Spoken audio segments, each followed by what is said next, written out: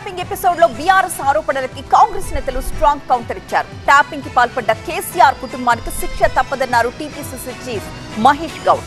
కేటీఆర్ తప్పు చేయకపోతే విచారణలో నిరూపించుకోవాలన్నారు నేతలు. అప్పుడు తొత్తులుగా కనిపించని ఈ పోలీస్ అధికారులు ఇవాళ మీకు తొత్తులుగా కనబడుతున్నారు అంటే ఆ రోజున ఒక మాట ఈ రోజున ఒక మాట అంటే ప్రజలు నమ్మే పరిస్థితి లేరు. కేటీఆర్ గారు మీరు తప్పు చేస్తున్నారు.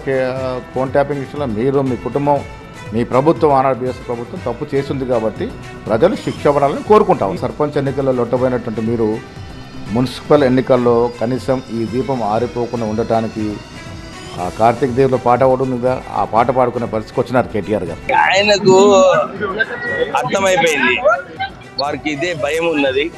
వారు ఏదైతే ఫోన్ ట్యాపింగ్ వాళ్ళ బావ మీద హరీష్ మీద చేసిండో, వాళ్ళ చెల్లె కవిత మీద చేసిండో, ఎవ్వరు కూడా చీఫ్ సెక్రటరీ పర్మిషన్ లేకుండా ఏ ఫోన్ ట్యాపింగ్ కూడా చేయొద్దు.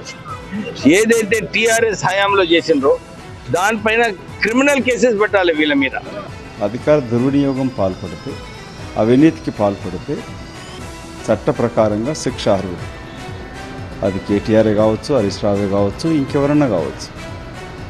కాబట్టి దాన్ని న్యాయపరంగా ఎదుర్కొని చట్టం ముందు ఇన్వెస్టిగేషన్ ఆఫీసర్స్ ముందు మీ యొక్క నిజాయితీని నిరూపించుకోండి.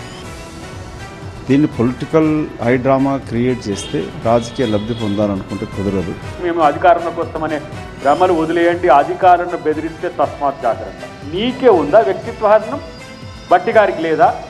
నీకే ఉందా వ్యక్తిత్వహరణం? వెంకటరెడ్డి గారికి లేదా? తెలంగాణ రాజకీయాలను అదే అనైతిక రాజకీయాల వైపు మలిపితేనే ప్రజలు మళ్ళీ ఆ నీతిమయ రాజకీయాల వరకు వచ్చింది. నువ్వు బెదిరిస్తే బెదిరిటోడో, నువ్వు ఏదో నీ తాటాకు చప్పుట్లకి ఇక్కడ ఎవడో భయపడుతుడు అన్నట్టుగా నువ్వు అనుకుంటే భ్రమని. అంటే నువ్వే నేరాన్ని ఒప్పుకున్నావు. నువ్వు నేరం చేసినాను, కొన్ని ఫోన్లు ట్యాప్ చేసినాము అని చెప్పేసి నువ్వే మాట్లాడుతున్నావు. కాబట్టి 2000 యాక్టు ప్రకారంగా నువ్వు నేరస్తునిగా లొంగిపోతే మంచిది. కేటీఆర్, నువ్వు తెలంగాణ సమాజానికి ఒక చీడ పురుగు, తెలంగాణ సమాజానికి ఒక విషపూరితమైనటువంటి విషాన్ని చెప్పినటువంటి కాలనాగు అని చెప్పేసి అలా తెలంగాణ సమాజం భావిస్తాం.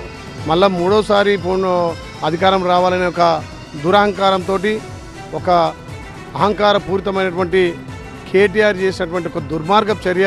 అంటే నీ ఇంటి వ్యవస్థ లెక్క ఫోన్ ట్యాపింగ్ చేసి ఒక దుర్మార్గపు చర్య కొడుగట్టి ఇంకా శుద్ధపూస మాటలు మాట్లాడుతుంటూ కేటీఆర్ తస్మాత్ జాగ్రత్త. నువ్వు చేసినటువంటి దుర్మార్గాన్ని తెలంగాణ ప్రజలు గమనించారు.